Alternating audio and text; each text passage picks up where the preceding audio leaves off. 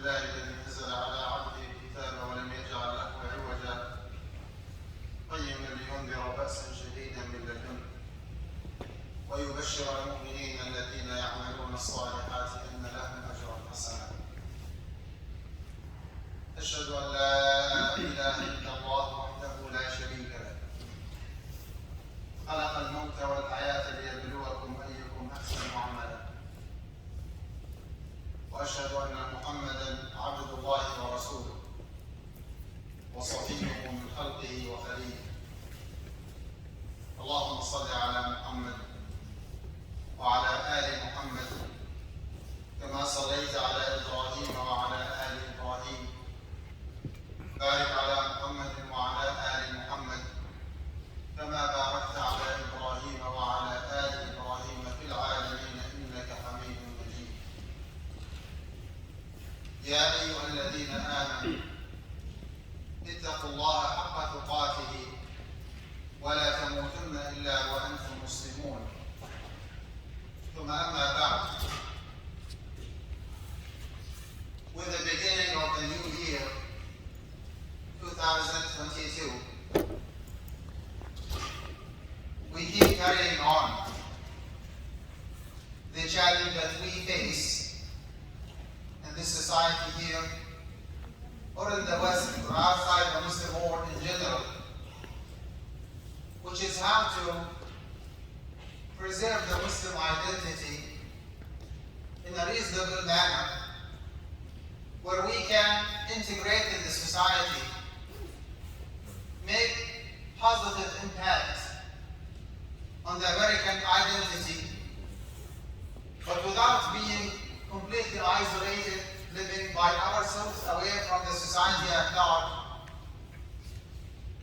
and without being melted or assimilated completely. How to strike that balance by preserving that Muslim identity in a very functional, operational, positive way.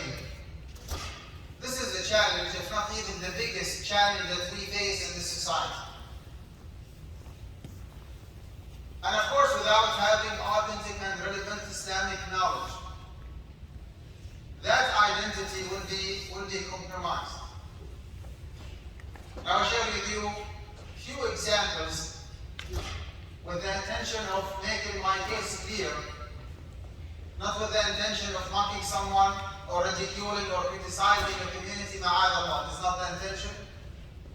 It's just to make the case clear that there is a challenge we have no choice but to face and tackle. I've been told by an old man in New Jersey area that a certain community there kept to pray Salat al-Jum'ah on Sunday. Salat al-Jum'ah on Sunday for 10 consecutive years, from 1960 all the way to 1970. They were with the impression that Salat al-Jum'ah could be done on Sunday. It's a weekend, and they used to bring their family members and have lunch together. It was a suggestion from someone, and everybody liked the idea.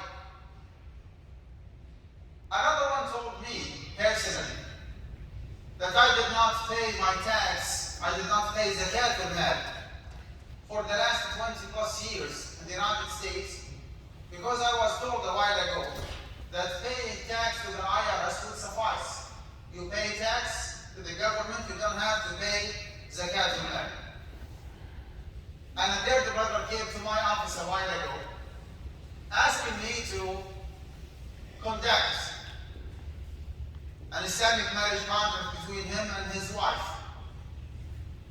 And when I asked him a question, you are a couple already, you are married. He says, well, when we got married a while ago, we have been told that doing the civil marriage in the court, in the family court, would suffice. You don't have to have the Islamic marriage contract. And we have been married for 16 plus years, and then I found out that what I have done is wrong. If you pass any survey within any community that you choose, to find out within our youth, within our teenagers in particular, can master the rules of tahara appropriately, how to clean yourself after using the restroom, and how to perform wudu accordingly, and how to pray accordingly, you will be surprised.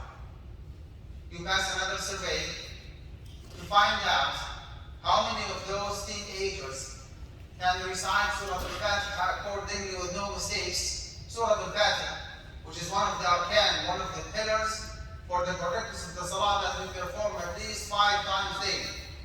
Just to say Bismillah ar-Rahman ar-Rahim, Alhamdulillahi Rabbil Alameen, ar-Rahman ar-Rahim, Maliki Yawmiddin, you will be surprised.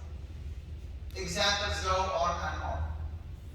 And I wish by now, as my case is clear, there is a challenge that we face. We have to be brave enough to tackle this issue before it is too late.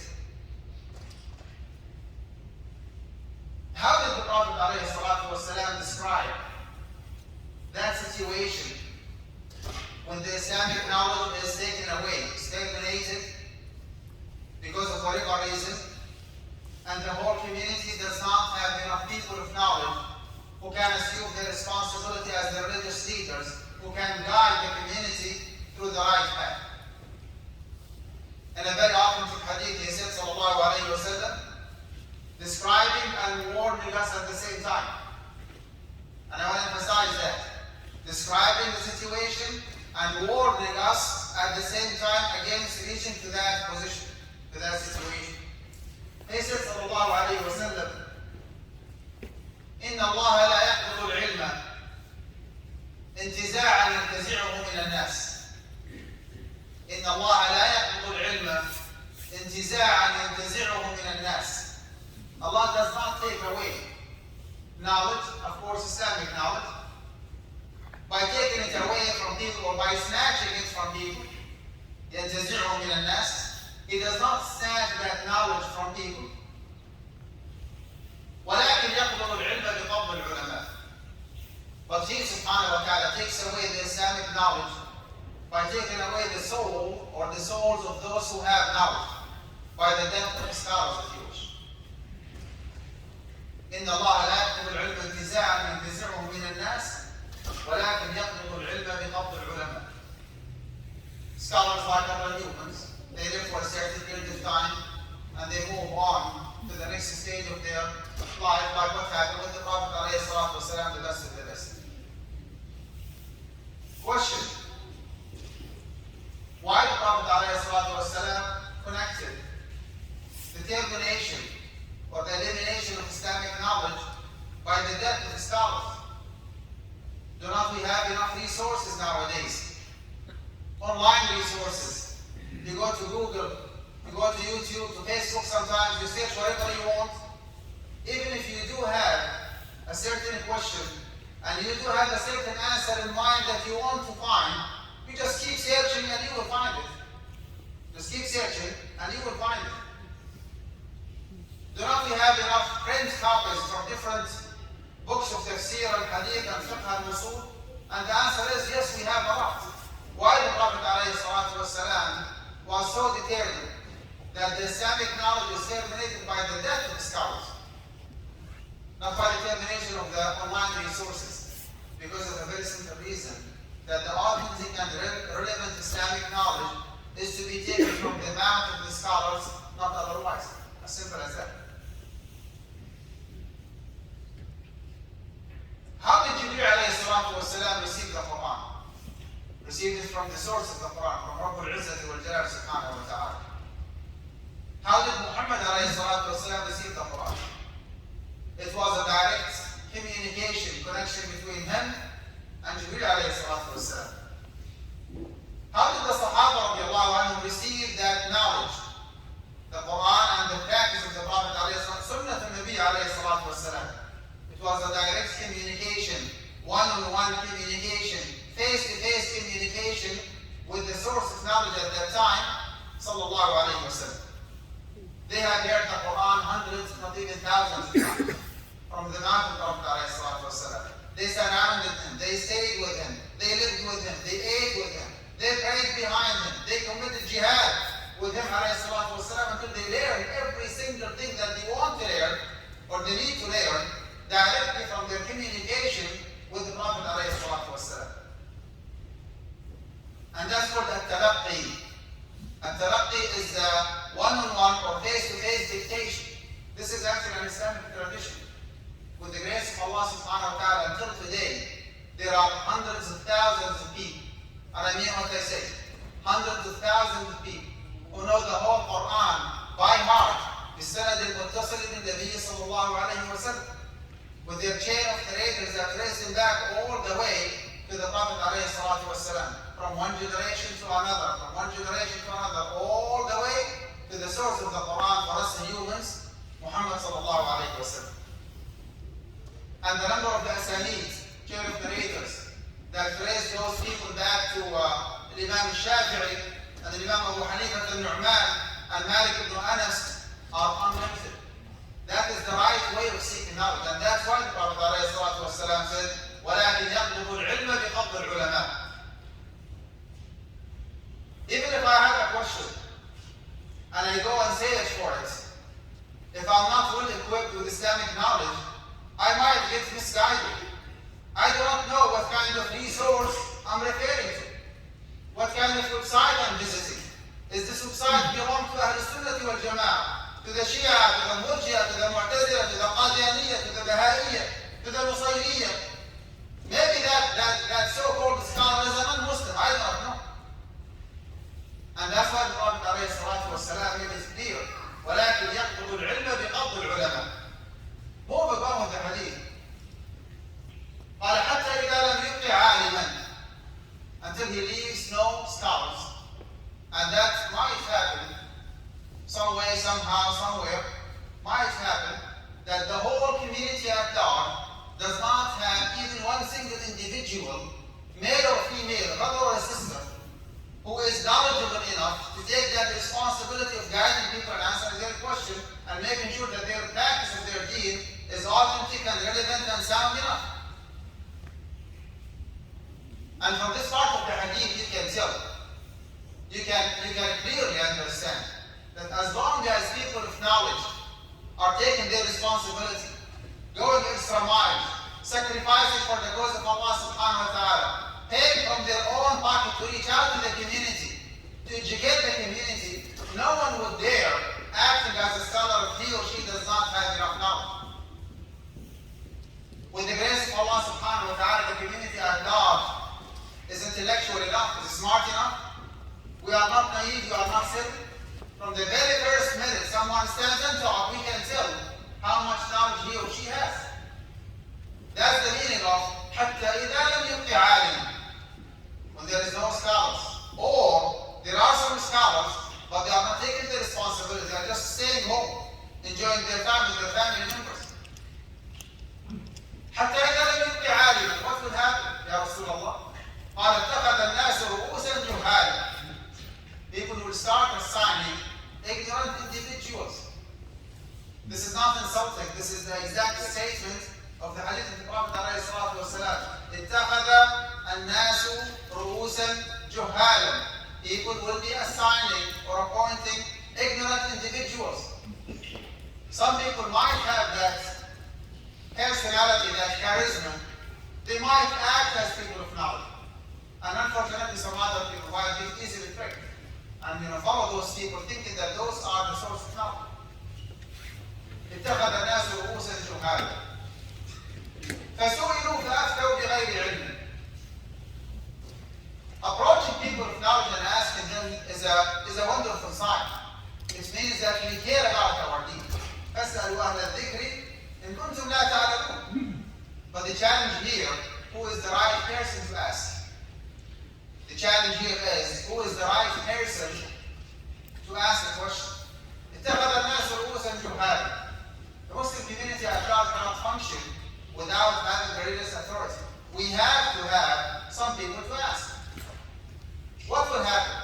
اتخذ الناس رؤوسا جهالا فسئلوا. They will be approached and asked by the community at large. فأفتوا بغير علم.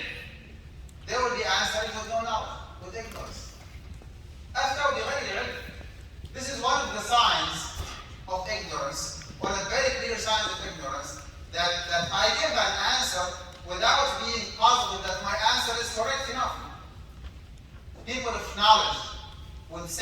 deep knowledge would never do it. And you all remember the story of Malik ibn Anas radiallahu anhu wa Allah. وَمَا أَدْرَاكَ مَا مَالِكُ بْنُ أَنَس أَعْلَمُ أَهْلِ زَمَانِهِ, the most knowledgeable individual during his lifetime. The founder of the Malik school of thought, who was sitting in the masjid of the Prophet ﷺ, giving the daily class, the daily halaqa of his students. Someone from outside the Medina came with a wonderful list of questions. Some narration said that maybe 40 questions. And he put Malik ibn Anas on the spot, as they said, started asking him questions. And Malik radiallahu anhu Allah used to nod his head like this and say, La adri. Second question, La adri, I do not know. Third question, La adri. So much so that the inquirer himself got disappointed, got frustrated. He said, if you do not know the answer, then who else knows Malik ibn Anas or the Imam? He said, well, to embarrass myself in front of you, in front of my students, is way better than, or less harmful than, embarrassing myself in front of Allah subhanahu wa ta'ala by answering without having knowledge. That is a wonderful sign of having knowledge. نصف العلم لا أدري. Have knowledge is to say, I do not know. You can say, well, give me more time. I will take it as a homework. I will do some research. I will ask some other colleagues, scholars. We'll get back to you, but do not jump to a conclusion and give an answer without being positive that your answer is correct, because you are signing on behalf of Allah subhanahu wa ta'ala.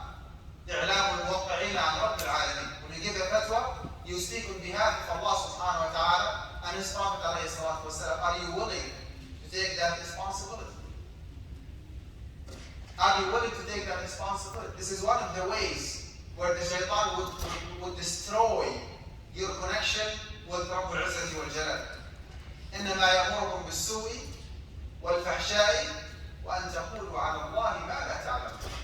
Speaking on behalf of Allah subhanahu wa ta'ala without having knowledge is a crime. Wallahi, it is a crime. أن تقولوا على الله ما لا تعلمون. How dare you say that this is the ruling of Allah subhanahu wa ta'ala, this is the sunnah of the Prophet alayhi salatu wasalam, without having knowledge. Back to the hadith. قال سئلوا فأفتوا بغير علم. Those ignorant individuals do not mind. They do not want to be embarrassed. They do not want to be on the spot. Even if they do not know, just give an answer and just move on to keep that position as the scholar of the community. Even if they lie at Allah subhanahu wa ta'ala, they do not fear. And what will happen here? What is the worst consequence of lacking knowledge in the whole community and having ignorant individuals assigned as knowledgeable people? قال فضلوا وأضلوا. And that's the bottom line. فضلوا وأضلوا. Those ignorant individuals will be going astray, and they will be taking their community astray as well. إن الله لا يقبض العلم انتزاعا ينتزعه من الناس ولكن يقبض العلم بقبض العلماء حتى إذا لم يبق عالما اتخذ الناس رؤوسا جهالا فسئلوا فأفتوا بغير علم فضلوا وأضلوا إن في ذلك لذكرى لمن كان له قلب أو ألقى السمع وهو شهيد. أقول هذا وأستغفر.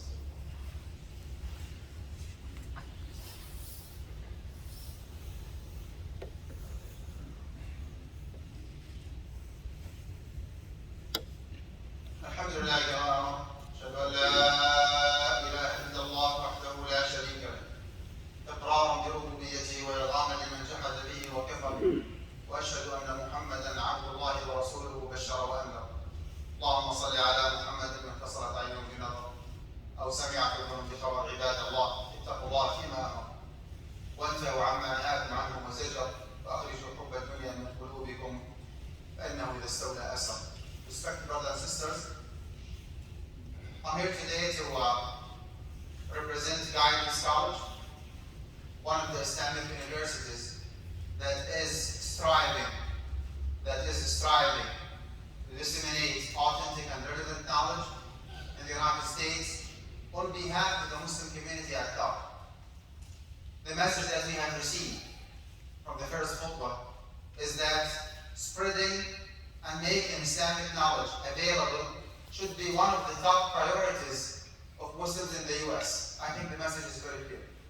We do have, alhamdulillah, enough masajid, or almost we have enough masajid across the nation, scattered all over the nation.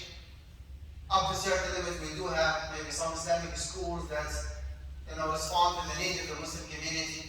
But when it comes to Islamic higher education, we do not have enough Islamic universities who offer authentic and relevant Islamic knowledge. I'm not talking about traditional Western academia, those universities who offer PhD in Islamic studies, where the vast majority of the professors are non-Muslims, where the curriculum itself does not teach you your deen. I'm not referring to those universities. I'm talking about Muslim-based, like universities owned and run and operated by Muslim scholars in the United States. They are very, very few in number. Very few in number. Tonight, inshallah, right after Salat al-Isha, we'll be having a seminar about insurance. I know that we have a lot of questions when it comes to insurance. I feel the pain of the Muslim community when it comes to life insurance and health insurance and home insurance and business insurance. There is a mainstream fatwa that we all know, right? That insurance is not an option for Muslims to start with. However, we do have a lot of details to discuss here. This is not the only opinion that we have when it comes to insurance. And there is a big difference between government-based insurance like Medicare, Medicaid, and Social Security versus mutual-based insurance versus stock-based commercial insurance. And inshallah, tonight we'll be discussing all these different options that we have, providing that giving a fatwa related to the Muslim community in the US has to be done by people of knowledge who live in the same society. Wallahi, with all due respect, if you pick up the phone or send an email to a well-known scholar overseas that you know and you trust his or her knowledge very well, and you ask a question about student loans, for example, or a 401k or any kind of retirement account, or holding or using a credit card, for example, or insurance, whether it is a mandatory one, the answer we know that's haram. It has riba, just stay away from it. They do not know all the details that we Muslims living in the USA know. Student loans, why? Maybe they do not know that there is a difference between the subsidized loan and the unsubsidized loan. What does it mean in a subsidized loan? What time you will be charged interest and what time you can waive that interest. So a lot of details actually are not known for those well-established, well-respected, scholars who are living overseas. Inshallah, tonight we'll be having that discussion. Please make sure that you come ready. If you have comments, if you have a question, anything in mind, come and join us tonight here in this message, inshallah, right after Salat al-Isha. Guidance College is an Islamic university, is an American Islamic university.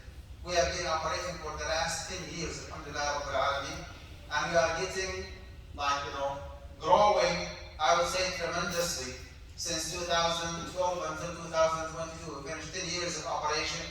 We offer 3 different degrees only. We custom design, those different degrees to fit the need of the Muslim community. We have bachelor's degree in Islamic studies for the 3rd and the 4th and the 5th Muslim generation who do not speak the language of their parents, who do not speak the language of the Quran and the Sunnah. We teach them in the language that they understand, which is English. And this program is very good for the new converts. And with the grace of Allah subhanahu wa ta'ala, I'm so proud to say that a good percentage of our student population are Muslim reverse and converts. They found out that Guidance College is the right place for them to seek authentic and relevant Islamic knowledge. We have masters in Islamic education to make sure that we equip and we train and we educate those teachers who have teaching position in different Islamic schools to make sure that they are qualified enough to teach our kids. And the 3rd and the last one is Masters in Islamic Economics and Finance. Very promising and very growing industry in the United States. And this is actually one of our responsibility, how to integrate in the society. We need to inject more Islamic ethics in the US finance and economic system. What I'll be sharing tonight, inshallah, just maybe like a part of one of the classes that we teach in the Masters in Islamic in Islamic economics and finance. Why I'm sharing all this news with my brothers and sisters here in this community? Number one, we need your dua. Sincerely, we need your dua. Continuously, we need your dua. That Allah subhanahu wa ta'ala would give us enough tawfiq and najah and success, because we are doing our best, and Allah subhanahu wa ta'ala knows, to make sure that Islamic knowledge, authentic and relevant Islamic knowledge, is available for the Muslim community for generations and generations to come. And we are working hard to get guidance college accredited regionally in the USA. It's not accredited yet, but inshallah you will be hearing the good news that guidance college will be the second one after Zaytuna College in California, will become the second accredited Islamic university in the USA.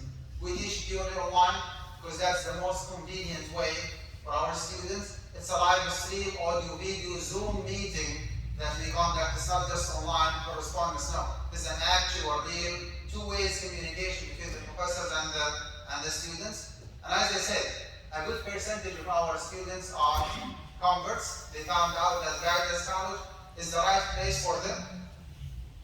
More than 50% of the student population at guidance college are females. And I'm so proud of that as well.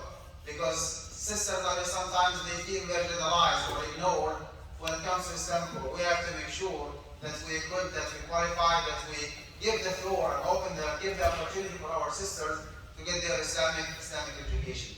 2 years ago, our board of trustees decided to move on from that very small rental property that we have in one of the masajid in Houston, Texas, and to purchase our own piece of land and to establish our own Islamic center. They said we want to revive the Sunnah of the Prophet ﷺ when he went from Mecca to Al-Medina. He started building a masjid. They said, well, we're going to do the same. We want to have a masjid and a main office for guidance college at the same time. Think about it this way. The first floor of the masjid will be an actual real masjid like this one, and the second floor will be a campus or main office for guidance college. Yes, we do operate online, but we want to bring the Houstonian students at least who are willing to come and join us, bring them to the campus and to traditionalize Islamic studies by reapplying at-talaqqi, which is to have face-to-face meeting with the students. We purchased 18 acres of land, owner finance, revamp industry, alhamdulillah, have our own master plan to have a masjid and to have a main office for guidance college, K-12 Islamic school, youth center, even healthcare clinic to serve the community at large. So you are talking about millions of dollars. Millions of dollars. Guidance college is an eligible zakat recipient. Guidance college is an eligible zakat recipient. You can sponsor a student, faqir or miskin, someone who has been abandoned, stranded because of being a Muslim, someone who cannot afford that nominal tuition fees that we charge him or her because his parents actually are just abandoning him or her because of being a Muslim. That's the faqra al-maskin. Even al-mu'allafat qulubuhum, newcomer, this is one of the categories of the zakat recipients. You can definitely sponsor a student. You can definitely sponsor the construction of the masjid or the main office of guidance college. So guidance college is an eligible zakat recipient under the category of al-fuqara, under the category of al-masakin, fi sabilillah, al-mu'allafat qulubuhum. Of course, guidance college is a 501c3 non-for-profit organization, so your donation is tax deductible. What kind of support we need? As I said, dua, and then dua, and then dua. And then number two, wallahi, I would love to see few brothers and sisters from this community joining guidance college. Go to guidancecollege.org and read more about the programs that we have. If you can join us for a degree program, that is wonderful. If the degree program is not an option for you for whatever reason, you can just be a non-degree student. You work as an attorney and you want to enhance your knowledge in the Islamic inheritance law. Go ahead and just take 1 or 2 courses. You are a businessman or a businesswoman and you want to educate yourself more about riba or Islamic finance. Go ahead and take 1 or 2 courses. And you convert, go ahead and take 1 or 2 classes in Aqidah, in fiqh, in tafsir, in hadith, and so on and so forth. And of course, number 3, we need your financial support. And I would really, really appreciate it if you give me just a few minutes to just a few minutes right after Salat al-Jum'ah, inshallah, to open the floor supporting guidance college. For this purpose, to sponsor a student or different students, or to help in constructing and building a new masjid, brand new masjid, inshallah, in the western side of Katy, Houston area. If you are familiar with the area, you never know. One day might come, you will be coming to Houston and you will pray in the masjid that you participated in establishing a while ago. Remember, brothers and sisters, that this is the legacy that you want to leave behind. Wallahi, this is the legacy that we want to leave behind. إذا مات ابن آدم انقطع عمله إلا من ثلاث. That's the hadith of the Prophet ﷺ that we all know by heart. When the son of Adam dies, all of his good deeds will be terminated except from three. Number one, sadaqatun jariyah. Sadaqatun jariyah means one-time payments, everlasting reward. You do it smart, you invest smartly with Allah subhanahu wa ta'ala. You put that money in a construction, in a building, in a masjid, in a classroom, right? In order for students and scholars to come and grow. As long as that building, that masjid, and that main office is functional, as long as you will be getting your reward during your lifetime and even after your death. And the second one is ilmun yuntafa'u bihi, beneficial knowledge. That's exactly what we do at Guidance College. You prepare, you help, you sponsor, you support a new Muslim convert, a boy or a girl, brother or sister, who will be graduating and going to Islamic schools and churches and synagogues and masajid and conducting halaqat and take care of the youth. As long as that convert, that sheikh or imam or shaykha or knowledgeable brother or sister is functional, operational, serving the deen of Allah subhanahu wa ta'ala, as long as you will be getting your reward. If Allah subhanahu wa ta'ala helped you today, making it $10,000 for the masjid for Guidance College, do yourself a favor and do us a favor. If 10,000 is too much, you cannot afford it, make it 5,000, make it 2,000, make it 1,000, whatever you can afford. And I mean what I say. If the only thing that you have is just a few dollars, do not shy away from paying that one. Allah subhanahu wa ta'ala knows your financial capability. So give us a support and a help by the beginning of the new year. If your intention and plan is to pay zakat in advance, go for it. Instead of waiting until the month of Ramadan, you can from now have the intention of paying zakat in that. And on the bridge forms that I have, you have more than one option. For the construction, just check the construction. We call it endowment. Otherwise, if you want it for the scholarship or the financial aid that we in-house offer for our students, go for it. Do your best. Show Allah subhanahu wa ta'ala that, Ya Allah, with the beginning of 2022, I am doing my best. I'm going extra miles. I love my brothers and sisters in Houston, Texas. I believe in the cause and the mission that Guidance College is standing for, and that's why I want to support it. Maybe paying one time is too hard, break it down, make an installment, but make sure you do not leave the masjid without showing Allah subhanahu wa ta'ala that, Ya Allah, I am doing my best. Ya Allah subhanahu wa ta'ala help us all make this project as successful as possible, as soon as possible, inshallah. اللهم اغفر للمسلمين والمسلمات والمؤمنين والمؤمنات الأحياء منهم والأموات. اللهم أرنا الحق حقا وارزقنا اتباعه والباطل باطلا وارزقنا اجتنابه. اللهم حبب إلينا الإيمان وزينه في قلوبنا وكره إلينا الكفر والفسوق والعصيان واجعلنا اللهم من الراشدين. اللهم صل وسلم وبارك على محمد وعلى آله وصحبه أجمعين وأقم الصلاة.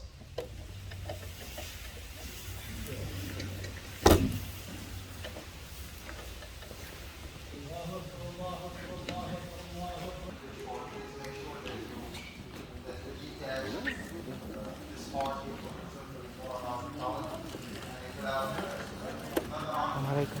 السلام عليكم. كيفك حبيبي؟ الحمد لله. يا الحمد لله بخير. بارك الله.